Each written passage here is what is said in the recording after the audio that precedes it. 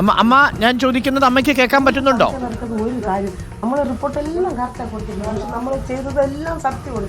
ആ ഭഗവാനെ നിലനിർത്തി നമ്മളെല്ലാം ചെയ്തത് സത്യമാണ്. കാരണം എന്തെന്ന് പറഞ്ഞാൽ ഈ ഭഗവാന്റെ ക്ഷേത്രത്തിന് നമുക്ക് ആർക്കെങ്കിലും എന്തെങ്കിലും ദോഷമായിട്ട് ചെയ്താ ഈ പൂജ ചെയ്യുന്ന ക്ഷേത്രത്തിൽ അമ്മയ്ക്ക് കേൾക്കാൻ പറ്റുന്നുണ്ടോന്നാ ചോദിക്കുന്നത്. അമ്മയുടെ ചെവിയിൽ ഇതൊന്ന് വെക്കട്ടെ.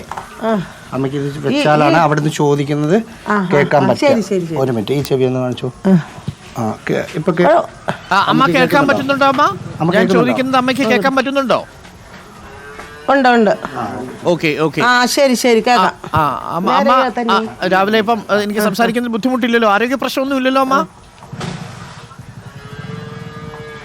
ഇല്ല, നമുക്ക് വേണ്ടി നിങ്ങൾ പ്രയത്നിക്കുമ്പോഴേ ഞങ്ങൾ സഹകരിക്കേണ്ട അത്യാവശ്യമാണ്. അതെ. അപ്പൊ എനിക്ക് ഒന്ന് രണ്ട് കാര്യങ്ങളിലാണ് സഹകരിക്കുന്നുണ്ട്. സത്യമേ വിജയിക്കുള്ളൂ. അതെ. നമുക്ക് ആ സത്യം ഒന്ന് അറിയിക്കാനും കൂടി വേണ്ടിയാണ് ഞാൻ അമ്മയോട് ചോദിക്കുന്നത്. ഇപ്പൊ സനന്ദൻ പറഞ്ഞതൊക്കെ നമ്മൾ കേട്ടു. ഈ ഗോപൻ സ്വാമി സമാധിയാവുന്ന സമയത്ത് അമ്മയും ഇളയ മകനും ഭാര്യയും മാത്രമാണ് ഉണ്ടായിരുന്നത് അല്ലേ? ഈ സമാധിയായി എന്ന് എങ്ങനെയാണ് അമ്മ മനസ്സിലായത്? ഒരു മാഡം, എൻ്റെ പോറ്റി എന്നുള്ള ഒരു മോനും ആ സമാധി സമയത്ത് അത് ഉള്ളിൽ ആളാണ്. കേൾക്കാമോ? കേൾക്കാം.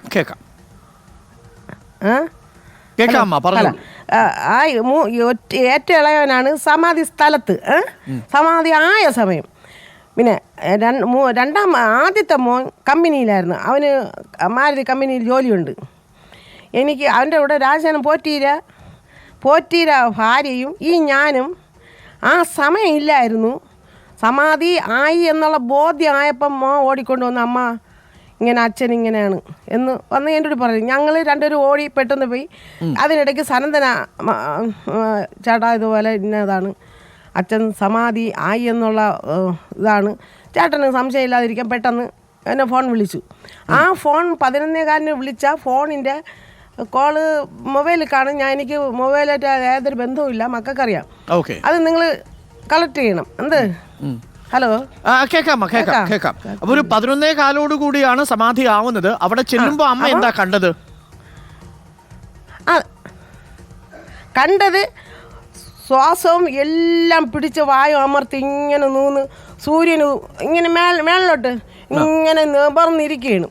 അപ്പം കാലിങ്ങനെ നന്നായിട്ട് ഇവർ ധ്യാനത്തിന് നമ്മൾ ഉയിരോടെ ഇരിക്കുമ്പം ഞാനും അവരോടൊപ്പം ഉണ്ടായിരുന്നു. അങ്ങനെ പത്മനാഭ സമയത്ത് ഇങ്ങനെ കാലിരിക്കുമ്പം അവർ ധ്യാനത്തിലാണെന്ന് പറഞ്ഞ് ഞാൻ പിന്നെ അവർക്ക് നമുക്ക് ഗുഹയൊക്കെ ഉണ്ടായിരുന്നു, ആശ്രമങ്ങളുണ്ടായിരുന്നു. പിന്നെ ആശ്രമങ്ങൾ സമാധി സ്ഥലത്ത് എൻ്റെ ഭർത്താവ് പോയിട്ടുണ്ട്. ഞാൻ ഒരിടവും പോയിട്ടില്ല. എൻ്റെ ഭർത്താവ് എൻ്റെ അടുത്ത് പോകണമെന്ന് പറയും. അങ്ങനെയൊക്കെ നമ്മളുമായിട്ട് സംസാരിച്ചിട്ട് അറിയാമെന്നുള്ളത്